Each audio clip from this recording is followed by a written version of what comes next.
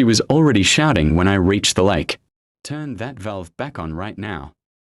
She screamed, pointing at me like I was her employee. Water was already dropping fast, the shoreline pulling back like it was running away. Behind her, the power plant sat silent, alarms flashing red. She waved a paper in my face and said, "The HOA approved this plant. You have no right to touch anything here."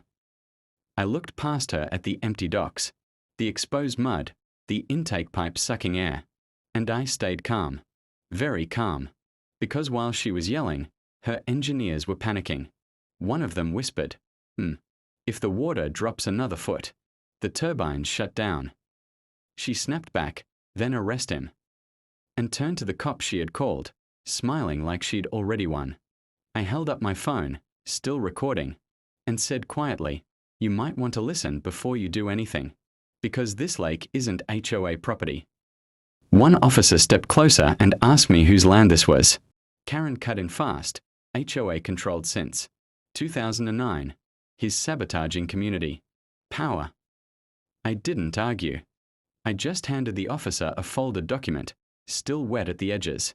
He opened it, then looked back at the lake, then at her. Karen laughed and said, "Old papers don't matter anymore." That's when the officer asked her a simple question. "Why does this deed say federal water rights?" Her smile froze. Behind her, one engineer's phone started buzzing non-stop. The water dropped lower, metal pipes now fully exposed, sucking air loud enough to echo. Karen whispered, "Just stall them." She leaned toward me and hissed, "You think you're smart? I can end you today." I leaned back and said softly, "You already did, when you built that plant without asking me." She didn't hear the sirens at first. They came from the other side of the road, deeper and heavier than the local patrol cars. Karen was busy yelling into her phone, saying words like emergency, exemption and community, authority. The officers stepped aside as two black SUVs stopped near the lake. A man in a plain jacket got out and looked straight at the plant, then at the falling water level. He asked no one in particular, "Who ordered construction here?" Karen rushed over, confidence back in her voice. "The HOA did. Fully legal." He nodded slowly, then turned to me. "Did you open the spillway?" I said yes. Karen gasped like I'd confessed to a crime. The man pulled out a badge and said, "Good, because this structure is sitting on protected water, and whoever approved it is in serious trouble." The lake dropped another few inches, and this time Karen didn't shout. She just stared at the plant, like she was watching it sink her whole life. Karen stepped back and shook her head like this was all a bad joke. "That's impossible," she said, her voice low now. "This lake was abandoned. He never used it." The man with the badge looked at her and replied, "He didn't need to." He asked me when I last opened the spillway. I said, "Last night, after I saw the concrete trucks." One of the cops frowned. "You mean the ones that worked all night?" Karen turned pale. She tried to say it was an emergency build, that power was for the community, that rules could bend. The badge holder didn't argue. He just pointed at the plant and said, "You built a power facility on a lake tied to federal water. Control." Then he added, almost calm, "And he's the listed caretaker." Karen laughed once, loud and fake. "Caretaker of a lake."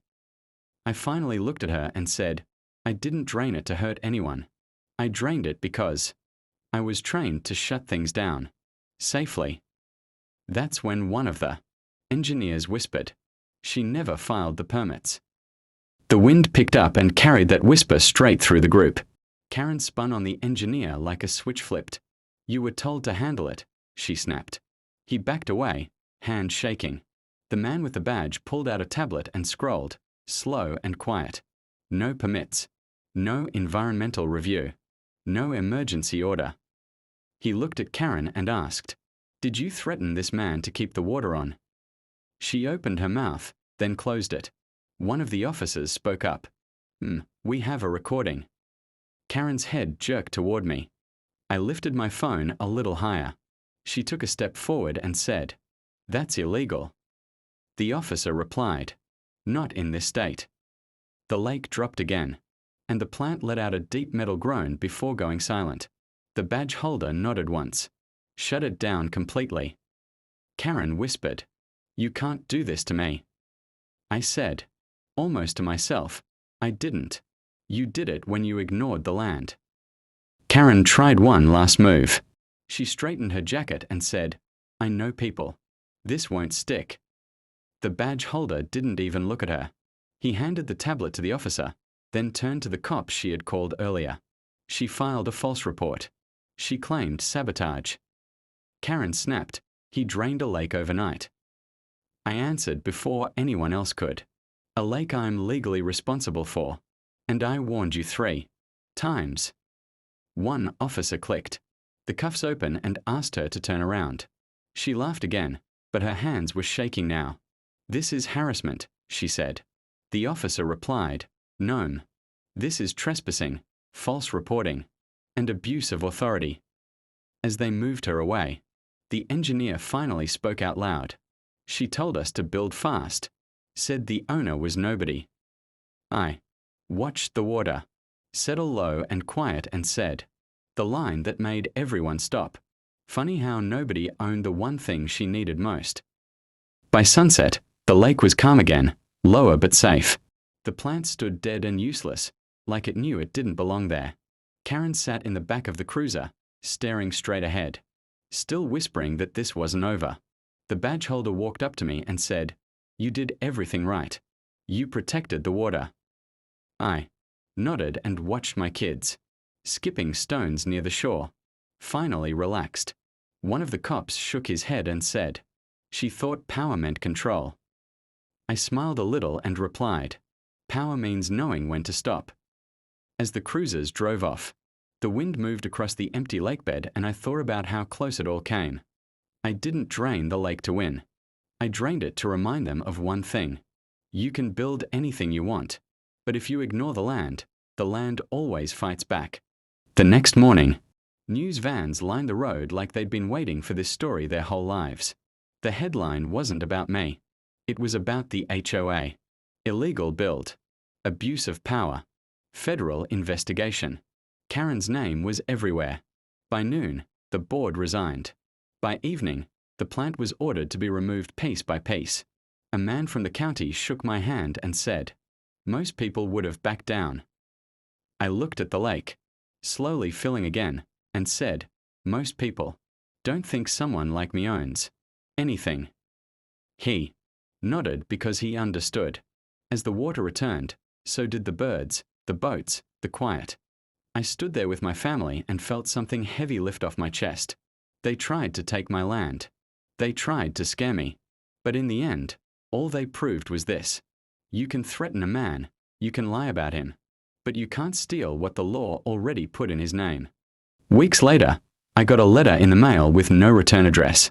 Inside was a single page, a lawsuit withdrawal stamped and signed. At the bottom, a handwritten note said, "We didn't know it was yours."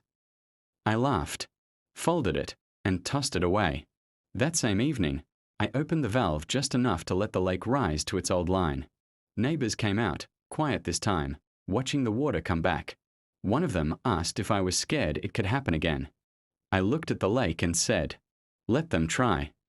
Because the truth was already out, and everyone knew it now. The man they thought was powerless was the one holding the switch all along. By the time fall rolled in, the lake had fully recovered, shimmering under the golden sun. Boats returned, kids laughed along the shore, and even the local news ran a small segment calling it the lake that fought back. Karen. She vanished from every meeting, every HOA email, every construction site. Rumor was she was reassigned, quietly, far from any land she could control. I stood at the dock one evening, watching the reflection of the trees, and whispered to my kids, "Remember this. Property isn't just land. It's respect. And if someone forgets that, the land reminds them." The lake rippled gently, almost like it agreed, and I realized, sometimes the quietest victory hits the hardest. The HOA tried to own me, to scare me, to take what was mine. But in the end, all they did was prove that real power isn't given, It's earned, protected, and defended. End the story. Don't forget to like, share, and subscribe to the channel for more amazing HOA stories.